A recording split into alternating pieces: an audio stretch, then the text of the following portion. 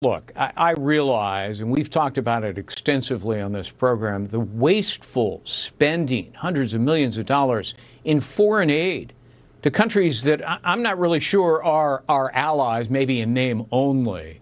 But most Americans don't see that. What they see is your party not giving them $2,000 at a time of economic distress and desperation. And that's not a good look going into next week's critical Georgia runoff elections, is it? Yeah, hi, Greg. Good to see you. It's a tough situation.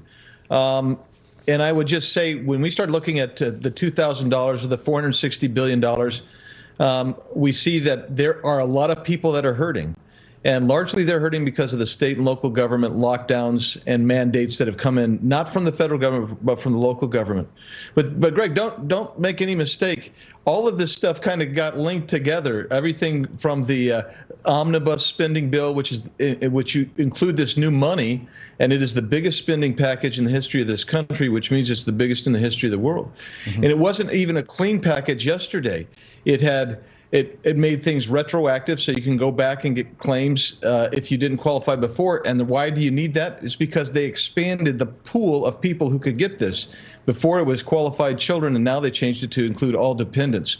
So this actually expanded the pool. It's not targeted. There's no accountability. Yeah. And you know what? There's some issues that needed to be addressed there that just were not addressed. Why does big tech get liability protection under Section 230? I mean, Facebook and Twitter engaged in brazen and egregious suppression of free speech in an effort, and they may have succeeded, in unduly influencing the presidential election, advocating for and protecting Joe Biden relative to the Hunter Biden story, which they assiduously suppressed. Why do they get protection from liability? My Lord, they're rich as can be. Yeah, they should not have any kind of protection whatsoever. This Section 230, you wouldn't even need to make changes to it if our Department of Justice were going after them. They're not acting as platforms anymore, which is what the protection is supposed to be. They're acting as publishers. So when they start editing or censoring or commenting, guess what? They are now publishers. And that's why they need to go away. And it isn't just what they did in this election, as you know, Greg, because you did so much work on this.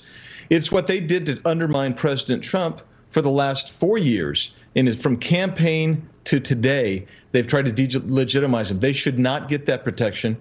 And I'm kind of embarrassed that Congress didn't address this years ago. Yeah, they should have. They need to. They must.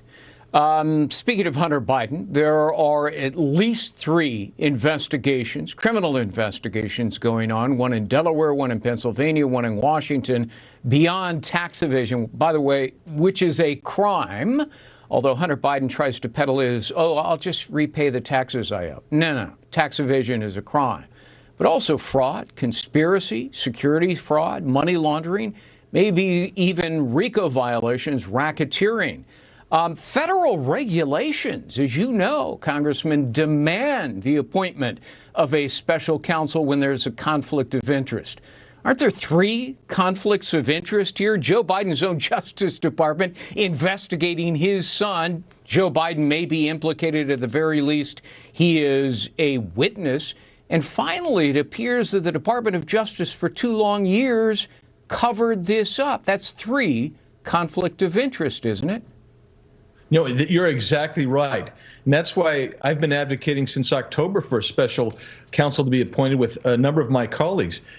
And it has to happen because the other thing that goes hand in hand, and you mentioned Joe Biden is certainly a witness. He is potentially criminally culpable if testimony that we've heard regarding his benefit, direct benefit, 10% goes to the big guy type of thing. He has potential criminal culpability. And if you don't think that people in the Department of Justice are going to be protecting their careers, I mean, that's what happens. That's why you get a special counsel. to avoid the conflicts that weaken the Department of Justice, but also to protect people's ability to fulfill their job on other investigations, which will be impeded if they're worried about their career, and they will be, I guarantee you. So definitely we should have a special counsel, and it should be done 2 weeks ago, 3 weeks ago. And there's no reason for a delay on it, Greg. It just can't wait any longer. The conduct of the mainstream media in failing or refusing to report this story, ignoring it and downplaying it before the election to protect Joe Biden, was absolutely disgraceful.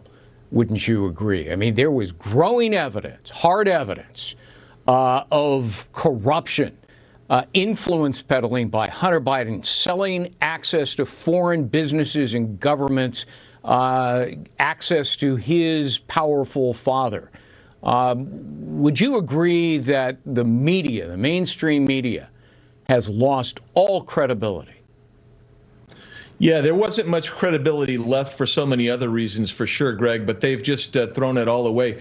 Look, for the New York Times to still be sitting on this major scandal story and not be bringing it forward, and for the other networks not to be bringing this forward, it just stretches credulity. And it demonstrates the bias. And they should be ashamed of where they're sitting as journalists, because if this had gone the other way, just think if anybody in the Trump family had any real evidence of any kind of real participation or potential criminal culpability, guess what? This would be the biggest story ever. And every time they found anything, they would blow it up on the Trumps just because they wanted to delegitimize President Trump. But here they're protecting Joe Biden, protecting the Biden family. Don't forget, it has implications for Joe Biden's brother, Joe Biden's wife, and Hunter Biden, and then a ring of people that are associates of the Biden family. And to sit on that before the election was an outrage. And not only did they sit on it, but some in our DOJ, they sat on it. They didn't let that out. Right. And if it went the other way, they would have been all over that. You know that, and I know that. And all of America knows that. Has to be a special counsel. No way out. Congressman Andy Biggs, good to see you. Thanks very much.